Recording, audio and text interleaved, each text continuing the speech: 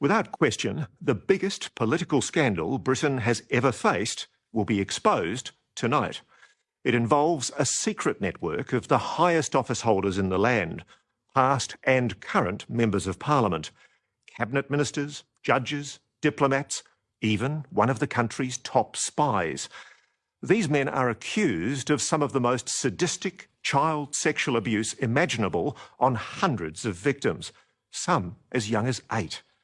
More confronting still are claims that children were killed in order to protect this network of predators, including one boy whose father worked at the Australian High Commission in London.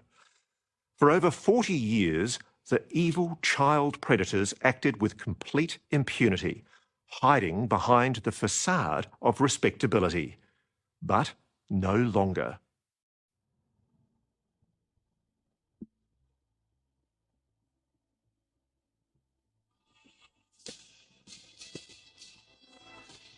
They were children, often the most vulnerable, placed in the care of the state only to be betrayed, systematically trafficked to the most powerful men in the land.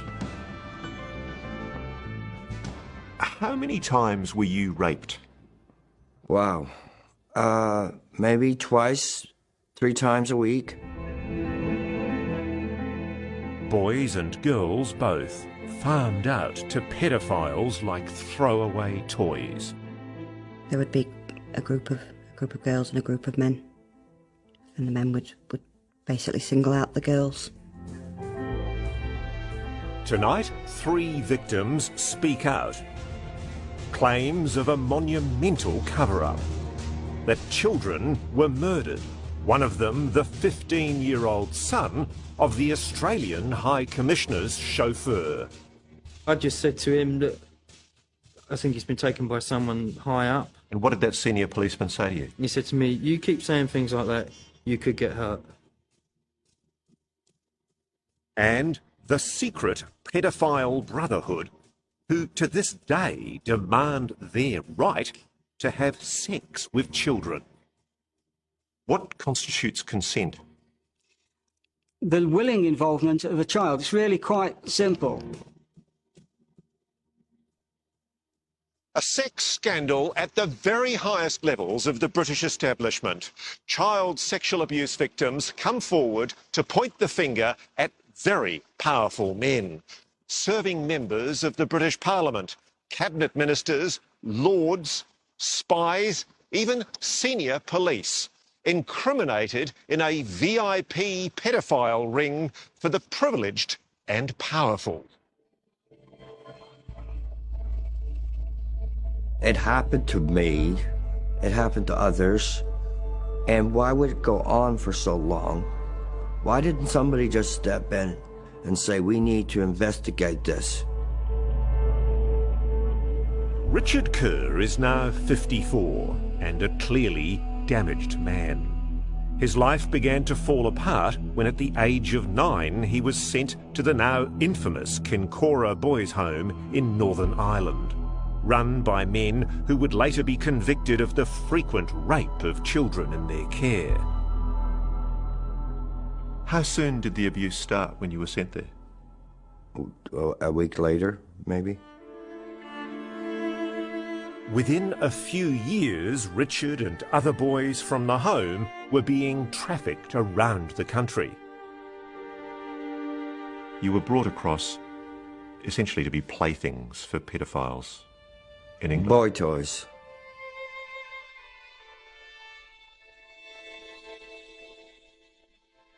I felt afraid to say no. As long as I performed well, they said they'd take care of me.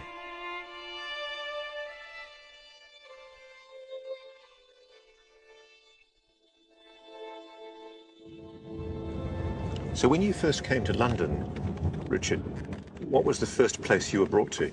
The first place, I was taken to Dolphin Square.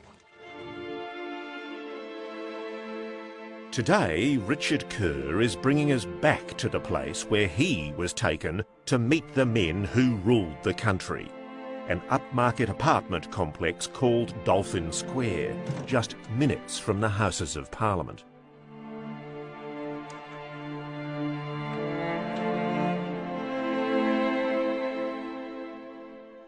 What happened in here, Richard? What happened in here, I was taken in here, I was told to sit down on the bed, and he started to take my clothes off. Still hurts, doesn't it? Of course it hurts. I've never forget, it hurts.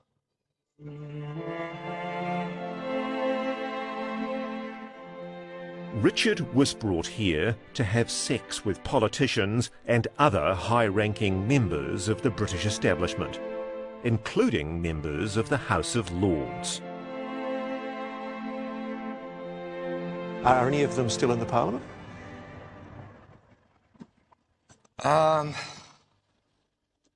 Yeah. Older, very old, lords.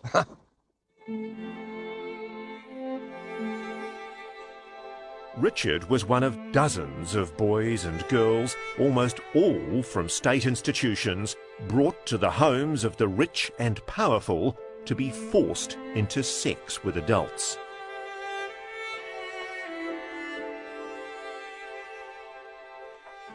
My soul at that time was being destroyed. And they took away everything I had.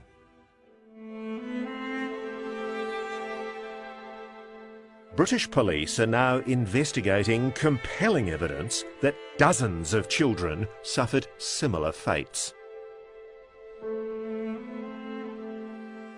I'm Mr. Baker. I'm age 11. The happy smile hides a terrible secret. When this video was taken of 11-year-old Esther Baker, she had already been sexually abused for years. At the age of 6, a family member took you to other pedophiles, didn't they? Yes. There would be a group of girls and a group of men. And the men would basically single out the girls, pick who they wanted, and then we'd be abused. Raped? Yeah. They did anything from molestation, which is touching, and oral sex to full penetrative sex. Esther, now 32, has identified 2 British politicians who were among her abusers in the early 1990s. The man I'm going to show you the photograph of is a lord, a very senior politician. Have a look at this photograph and tell me if you recognise this person. Yeah. Yeah. So you're absolutely clear that this is the man that sexually abused you? Yeah. Over how many years? Over about 5-6 years.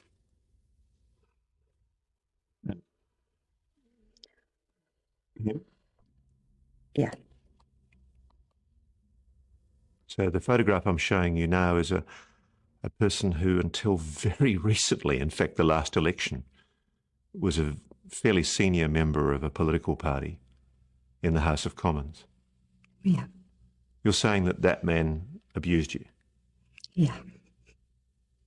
How can you be so sure? A lot of people might be watching this and thinking, well, she was a little girl. Maybe she's confused. Maybe she genuinely believes what she's saying, but she's confused. What do you say to that? I'd say you don't forget those faces. No way.